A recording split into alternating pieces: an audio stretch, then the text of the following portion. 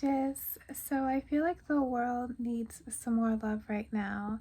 And if you could meet my little brother Josiah, that is all that you would feel. So I made a little video to introduce you to my youngest brother. And I kept the privacy of my family private. So these are just clips of him and I. But just know, like, so, oh my goodness, like, we all love him. We all miss him. And,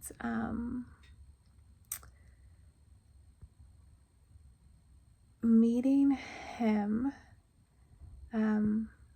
it changes your life. So I hope you get to enjoy having your life changed through this video.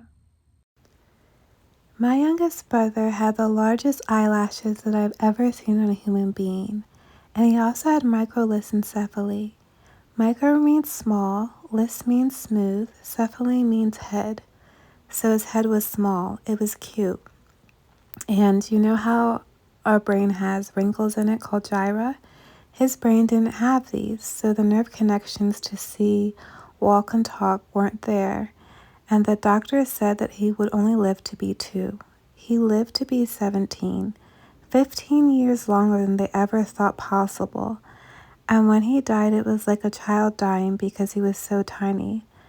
But the part that took the doctors by surprise is how he lived his 17 years, because he didn't live them in a wheelchair. He lived them living his life to the fullest. I've never met anyone who loved life as much as my little brother. I always say, I wish everyone in the world could meet him because then they would know what love actually is. But since you can't meet him, I wanted to show you this video. The doctor said that he would never walk and he ran. They said he would probably be blind. As you can see, he wasn't blind. Whenever a doctor will look at a brain scan and then at him, they couldn't believe their eyes and would be in shock because the pitch of the brain showed that he couldn't do any of the stuff that he was doing because the nerve connections to do the stuff he was doing literally didn't exist. But we, his family, weren't going to tell him that. We just kept on cheering him on. He did have the capacity to eat some, but his primary nutrition was through feeding tubes. The sad part is that over time his stomach began shutting down, and so while living in America, a country that's full of food, he literally starved to death. He spent much of his life sick, and every time he'd always gotten better, and he fought so hard to live.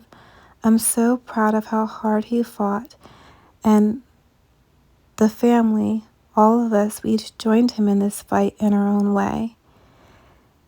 Kids have no concept of death, so terminally ill children often live longer than an adult who's been diagnosed as terminally ill would, simply because they don't know what death is. He was and is a warrior.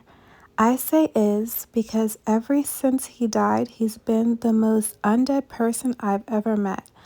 I've never met anyone who loved life as much as my little brother. Auditory is the last sense to leave someone, and so we asked a family friend to ask the church if they could come over and sing to him. We had hospice in our home, and the night he left his physical body, a few young people came over, and we all sang some of his favorite Christadelphian hymns to him.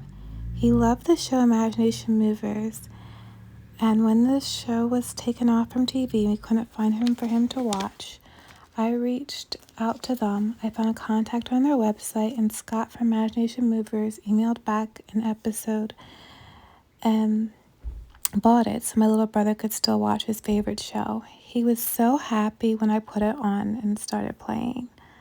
I often relate to women like Kim Cattrall, Donatella Versace, and Niecy Nash because they also know what it's like to lose a sibling. The pain is nothing like it.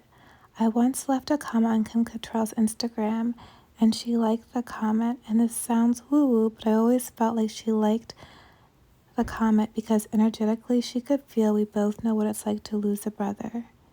There's a scene in Sex and the City, and as Samantha Jones is leaving her long-term lover, Miss Jarrett, as she's walking out the door, and there's a voiceover by Carrie Bradshaw, who often narrates the series in Sex and the City.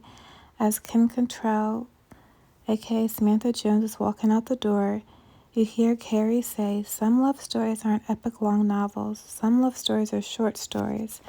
And I'll add to that and say, just because the story is short, it doesn't mean that it's not the most loving story you'll ever read. Fast forward to the end of the Sex and the City movie, and as Carrie, Miranda, Shaw, and Samantha are celebrating together, there's one more quote that I love. It mentions the all-for woman being dressed head to toe in love, the one label that never goes out of style. Thanks for sharing with all of us what love is, Josiah. His name means God heals.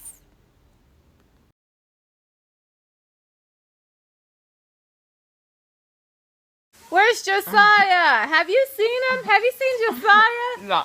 Oh my goodness, who's this with a basket on their head? Hello, excuse me, Mr. Basket Man, have you seen Josiah? Mr. Basket Man? I can't find him. Have you seen him? No. Say bye-bye. Bye. Bye.